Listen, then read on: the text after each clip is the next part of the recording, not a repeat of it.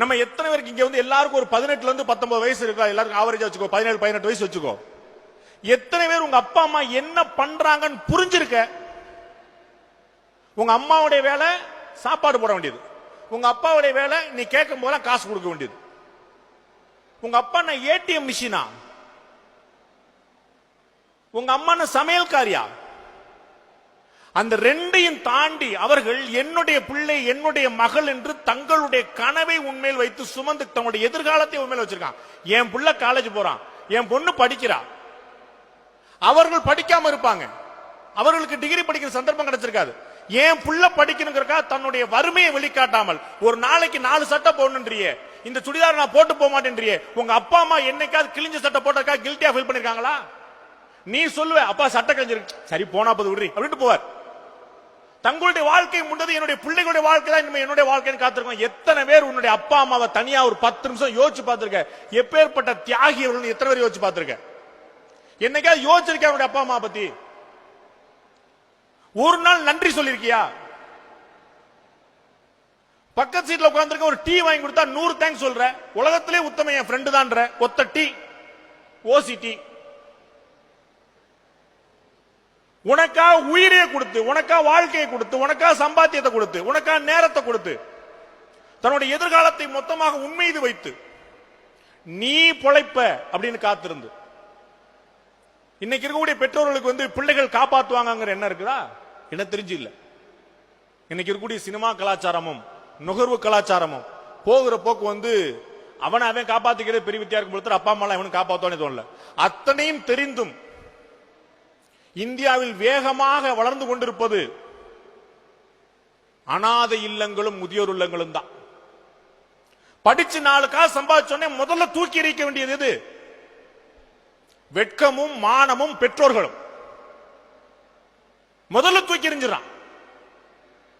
அப்பா அம்மாட்ட சண்டை. எத்தனை பேர் வீட்டுல சண்டை போடுற?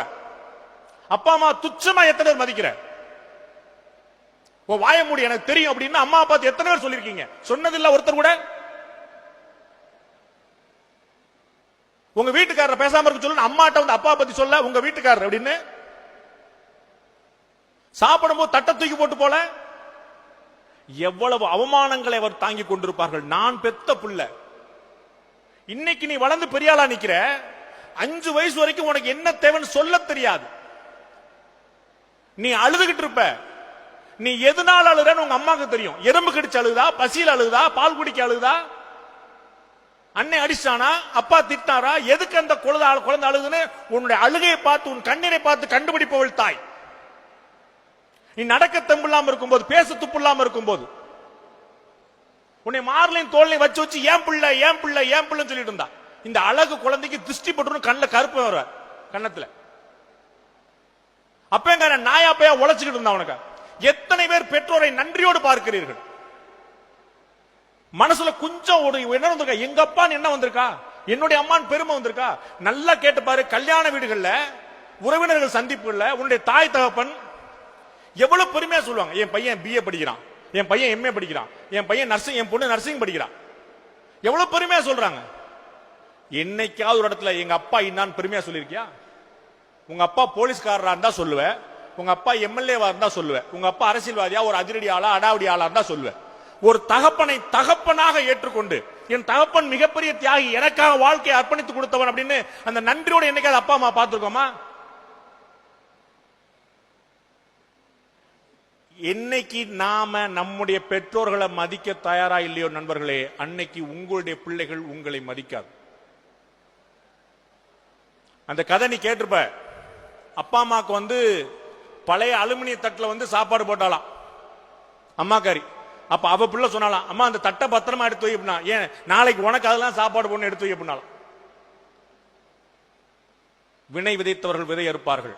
பெற்றோர்களை புறக்கணிப்பது போன்ற பெரும் பாவம் உலகத்துல கிடையாது.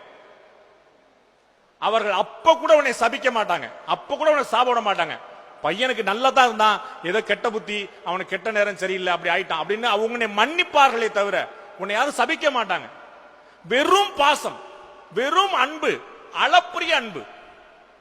பெற்றோர்களை மாறி பெரும் தெய்வங்கள் உண்டா தம்பி? மாதா பிதா அப்புறம் தாண்டா குரு, அப்புறம் தாண்டா தெய்வம். என்னுடைய தாயும் தகப்பன் தான் நான் கண்கண்ட தெய்வம்னா.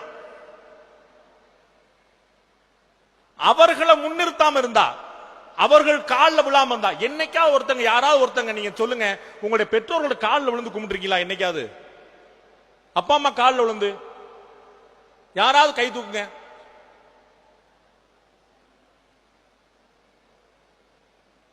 இந்த மொத்த கூட்டத்தில் 3 பொம்பளை பிள்ளைங்க, ஒரே ஒரு பையன். எத்தனை அரசியல் தலைவர்கள் காலில் விழுறோம், எத்தனை மாவட்ட தலைவர்கள் காலில் விழுறோம். உங்க அப்பா அம்மா காலில் விழுந்தா என்ன கெட்டுச்சு உனக்கு?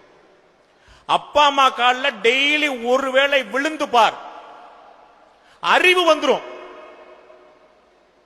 ஞானம் வந்துரும், நிதானம் வந்துரும், படிப்பு வந்துரும். பொய் இல்ல நண்பர்களே, சத்தியம். அப்பா அம்மா காலில் டெய்லி ஒருவேளை எந்திரி, ஒருவேளை விழுந்து எந்திரி. அப்பா அம்மாவே கேட்பார், அண்ணே சந்தேகப்படுவான், தங்கச்சி கேள்வி பண்ணும், என்ன அண்ணனுக்கு ஏதோ ஞானம் வந்துருச்சு போல தெரியுது, திடீர்னு காலில் விழுகுது. அம்மாவே பயந்து போய் கேட்கும், என்னடா ஏதாவது காசு வேணுமா, திடீர்னு விழுற. அப்பா தள்ளி போய், டேய் காலை வாரி விட்டுறாரா அப்படிம்பாரு. எல்லாருக்கும் வியப்பா இருக்கும். 4 நாள் சேர்ந்தாப்புல விழு, நம்ப ஆரம்பிச்சிருவாங்க. உன் வாழ்க்கை முழுக்க உனக்கு குனிந்து நிமிர தெம்பு இருக்கக்கூடிய வரை, உன் பெற்றோர்கள் உயிரோடு இருக்கிற வரை அவர்கள் காலில் டெய்லி விழுந்தெந்திரி. அதை போன்ற புண்ணியம், அதை போன்ற தவம் வேற எதுவும் கிடையாது. ஆட்டோமேட்டிக்கா நல்ல மனுஷன் ஆயிருவேன்.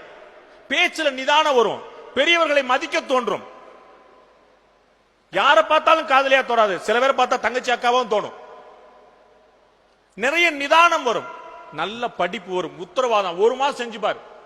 நான் காயகல்ப லேகியம், சிட்டுக்குருவி லேகியம் மாதிரிலாம் சொல்லல, நடைமுறை உண்மை, எளிதான உண்மை சொல்றேன். 1 மாசம் உங்க அப்பா அம்மா காலில் டெய்லி விழுந்து பார், இடைவிடாம விழுந்து பார். கேலி பண்ணிட்டே விழு, தப்பு இல்ல, விழுந்து பார், உனக்கு தெரியும். அந்த ஆசீர்வாதத்துடைய பவர் இருக்கு பாத்தியா, அந்த அன்புடைய சக்தி இருக்கு பாத்தியா, உன் அப்படியே ஒரு கவசம் மாதிரி வந்து காப்பாத்து.